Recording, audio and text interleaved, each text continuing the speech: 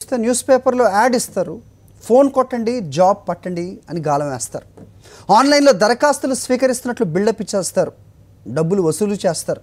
ఆ తర్వాత బిషాన ఎత్తేస్తారు. ఆన్లైన్ చీటింగ్కు పాల్పడుతున్న ముఠా జాడను గుర్తించారు ప్రకాశం జిల్లా పోలీస్. ఆన్లైన్ మోసాలు రోజు రోజుకు మితిమీరిపోతున్నాయి. అమాయకుల బలహీనతే టార్గెట్గా కేటుగాలు రెచ్చిపోతున్నారు. ప్రకాశం జిల్లా చీరాలలో చీటు సూచన చిక్కిన నిరుద్యోగులు లక్షల రూపాయలు ఆన్లైన్లో సమర్పించుకున్నారు. లబో దిబోమంటూ చివరకు పోలీసులను ఆశ్రయించారు. ఆన్లైన్లో అతను 2.5 లక్షల ఉద్యోగం ఇప్పిస్తామని మోసపూరితమైన ప్రకటనకి ఇతను ఆశపడి డబ్బులు పే చేసి వాళ్ళు ఏమైనా తర్వాత ఇతనితోటి ఫోన్ కాంటాక్ట్ లేకుండా ఏమీ సంబంధం లేకుండా ఉండటం జరగడం వల్ల ఇతను మోసపోయాడు. అతను మోసపోయిన ఫిర్యాదు మేరకు మేము కేసు రిజిస్టర్ చేసాం అన్నమాట. అప్పుడు కేసు రిజిస్టర్ చేసి దాని మీద దర్యాప్తు చేస్తున్నాం. దర్యాప్తు చేస్తుంటే ఫోన్ కాల్స్ ఇతను ఏ అకౌంట్లో అయితే బ్యాంక్ అకౌంట్లో చేశాడో ఆ అకౌంట్ను బట్టి పట్టుకొని ఆ అకౌంట్ నెంబర్ బ్యాంక్ అకౌంట్ పట్టుకొని బ్యాంక్ అకౌంట్లో ఉన్నటువంటి ఫోన్ నెంబర్ ఆధారంగా ఇతను మధ్యప్రదేశ్, ఉత్తరప్రదేశ్లో వ్యక్తులు ఇతను మోసం చేశారని తెలిసింది. ప్రకాశం జిల్లా చీరాలకు చెందిన నిరుద్యోగి పప్పుల వెంకటేష్ యూకేలో ఉద్యోగాలు, కాంట్రాక్ట్ మొబైల్ నెంబర్ ఇవ్వడంతో కాల్ చేశాడు. ఆన్లైన్లో అప్లికేషన్ పూర్తి చేశాడు.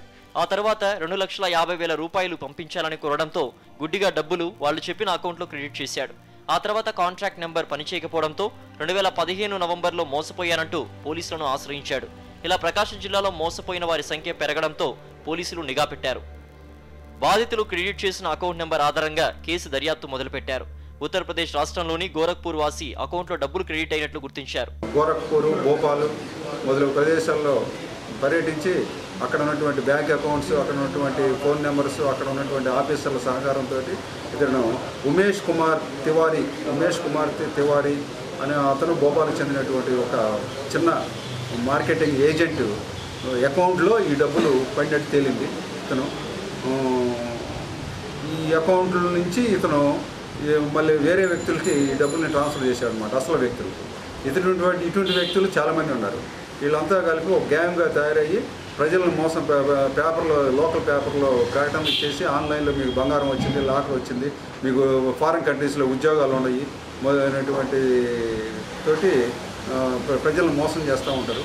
పోలీసులు దర్యాప్తు చేస్తున్నట్లు గుర్తించిన నేరగాడు అక్కడ నుంచి తప్పించుకున్నట్లు గుర్తించిన పోలీసులు నిఘా పెట్టారు. చివరకు పరారీలో ఉన్న నేరగాడు ఉమేష్ కుమార్ తివారీని పట్టుకున్నారు.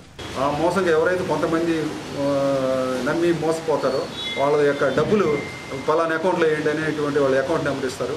అకౌంట్ నెంబర్ ఇచ్చి 2-3 సార్లు వాళ్ళు మెసేజ్లు కూడా పంపిస్తారు.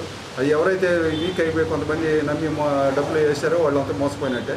ఆ డబ్బుల్ని ఎమ్మటనే తీసేసుకొని వేరే వాళ్ళకి ట్రాన్స్ఫర్ చేస్తాడు. అటే వేరే వాళ్ళు ట్రాన్స్ఫర్ చేసినటువంటి వ్యక్తులు బాంబేలో ఉన్నట్టు తెలిసింది.